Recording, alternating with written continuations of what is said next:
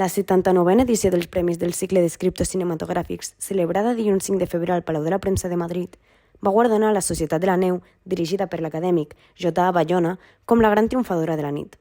Aquesta pel·lícula, que ha capturat l'atenció tant de la crítica com del públic, es va emportar un total de 5 medalles de les categories de millor pel·lícula, millor actor revelació, millor guió adaptat, millor fotografia i millor muntatge. Així mateix, David Verdaguer va ser reconegut com a millor actor pel seu paper en Saben aquell, mentre que Estíbaliz Urresola Solaguren es va emportar el guardó a millor direcció revelació per 20.000 espècies d'abelles, una pel·lícula produïda per Valérie Delpierre i Lara Izaguirre.